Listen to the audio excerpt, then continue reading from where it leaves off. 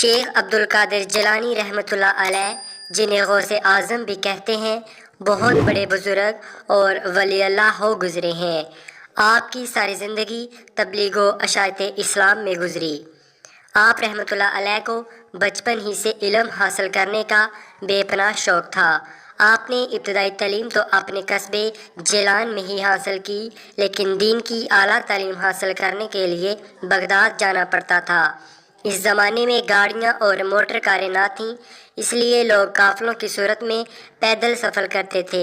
چنانچہ آپ کی والدہ نے آپ کو بھی بغداد جانے والے ایک قافلے کے ہمراہ روانہ کر دیا۔ سفر پہ روانہ ہونے سے پہلے آپ کی والدہ نے آپ کو کچھ خوراک اور 40 اشرفیاں گزر اوقات کے لیے دیں۔ آپ کی والدہ نے یہ اشرفیاں آپ کی قمیص کی تہہ میں سی دیں تاکہ محفوظ رہیں، اور چلتے وقت آپ کو خاص طور پر یہ نصیحت کی کہ بیٹا، ہمیشہ سچ بولنا اور جھوٹ کے قریب نہ جانا۔ آپ نے ماں کی اس نصیحت کو غور سے سنا اور سفر پہ روانہ ہو گئے۔ قافلے کے لوگ ڈرتے ڈرتے سفر پہ روانہ ہوئے۔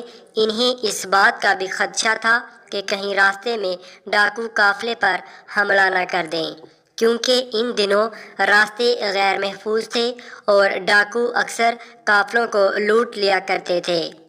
آخر وہی ہوا جس بات کا ڈر تھا۔ قافلے نے ابھی سفر کی 2 منزلیں ہی طے کی تھیں کہ ڈاکوؤں کے ایک گروہ نے رات کی تاریکی میں اس پر حملہ کر دیا۔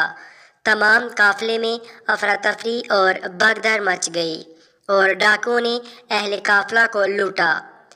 ایک ڈاکو شیخ عبدالقادر جیلانی رحمۃ اللہ علیہ کے پاس آیا اور کہنے لگا، لڑکے، تیرے پاس کیا ہے؟ آپ نے جواب دیا، میرے پاس 40 اشرفیاں ہیں جو میری قمیص کی تہہ میں سلی ہوئی ہیں۔ ڈاکو نے آپ رحمۃ اللہ علیہ کی اس بات کو مذاق سمجھا اور ہنستا ہوا آگے گزر گیا۔ اتنے میں ایک اور ڈاکو آپ رحمۃ اللہ علیہ کے پاس آیا اور وہی سوال کیا۔ آپ رحمۃ اللہ علیہ نے پھر وہی جواب دیا۔ وہ ڈاکو یہ جواب سن کر حیران ہوا اور آپ رحمۃ اللہ علیہ کو پکڑ کر اپنے سردار کے پاس لے گیا۔ ڈاکو کے سردار نے تو عجب سے آپ رحمۃ اللہ علیہ کو دیکھا اور پوچھا، لڑکے، سچ مچ بتا، تیرے پاس کیا ہے؟ آپ رحمۃ اللہ علیہ نے وہی بات دہرائی۔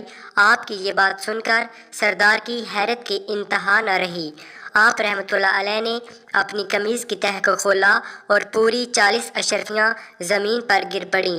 اشرفیاں دیکھ کر سردار کی آنکھیں حیرت سے کھلی کی کھلی رہ گئیں۔ اس نے آپ رحمۃ اللہ علیہ سے مخاطب ہو کر کہا، لڑکے، تو نے سچ بول کر اپنا راز کیوں فاش کر دیا، حالانکہ تو آسانی سے اپنی اشرفیاں بچا سکتا تھا؟ آپ رحمۃ اللہ علیہ نے جواب دیا، میری ماں نے مجھے نصیحت کی تھی کہ بیٹا، ہمیشہ سچ بولنا۔ میں نے اپنی ماں کی نصیحت پر عمل کیا ہے۔ آپ کا یہ جواب سن کر سردار اس قدر متاثر ہوا کہ بے ساختہ اس کی آنکھوں میں آنسو آ گئے۔ وہ سوچنے لگا کہ ایک طرف یہ لڑکا ہے جسے اپنی ماں کی نصیحت کا اس قدر خیال ہے، اور دوسری طرف میں ہوں کہ اپنے مال کے حقیقی کے احکام سے غافل ہو کر بے گناہ لوگوں کو لوٹتا ہوں۔ اس کے دل سے غفلت کا پردہ دور ہو گیا۔ اس نے توبہ کر لی اور قافلے کا لوٹا ہوا مال واپس کر دیا۔ اسی طرح آپ کی سچائی کی بدولت ڈاکوؤں کی اصلاح ہو گئی اور وہ نیکی اور پرہیزگاری کی زندگی گزارنے لگے۔